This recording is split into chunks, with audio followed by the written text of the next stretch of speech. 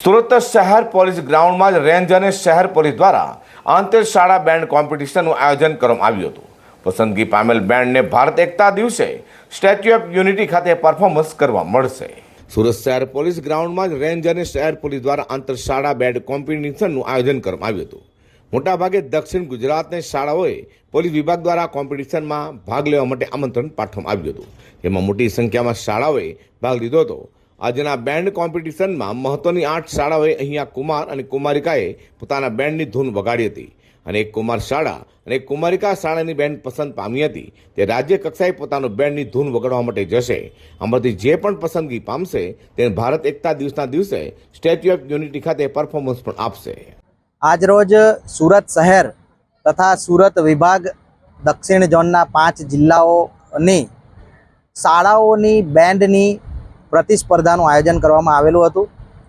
આ બેન્ડ કોમ્પિટિશનમાં શાળાના વિદ્યાર્થીઓએ ખૂબ ઉત્સાહપૂર્વક ભાગ લીધો હતો, જેમાં સુરત શહેરની, સુરત જિલ્લાની, ડાંગ જિલ્લાની શાળાઓએ ભાગ લીધો હતો. આ બેન્ડ કોમ્પિટિશનનો મુખ્ય ઉદ્દેશ રાષ્ટ્રીય એકતા દિવસ જે 31મી ઓક્ટોબરે ઉજવવામાં આવે છે, જે દિવસે રાષ્ટ્રીય એકતા પરેડનું આયોજન એકતાનગર સ્ટેચ્યુ ઓફ યુનિટી પાસે કરવામાં આવે છે.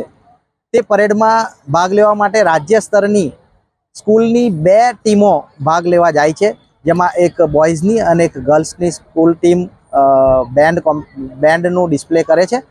જે ડિસ્પ્લે માટે સિલેક્શન માટે આ કોમ્પિટિશનનું આયોજન કરવામાં આવેલું હતું. દક્ષિણ ઝોનમાંથી 2 ટીમોને સિલેક્ટ કરીને રાજ્ય કક્ષામાં ભાગ લેવા માટે અને કોમ્પિટિશનમાં ભાગ લેવા માટે મોકલવામાં આવશે. આજે આ કોમ્પિટિશનમાં જે 8 સ્કૂલોએ ભાગ લીધો હતો, તેમાંથી એક બોયઝ અને એક ગર્લ્સની ટીમને પ્રથમ ઇનામ આપવામાં આવશે, જે રાજ્ય સ્તરની કોમ્પિટિશનમાં ભાગ લેવા જશે, જ્યારે 2 ટીમોને સેકન્ડ નંબર રનર્સઅપનું આપવામાં આવશે.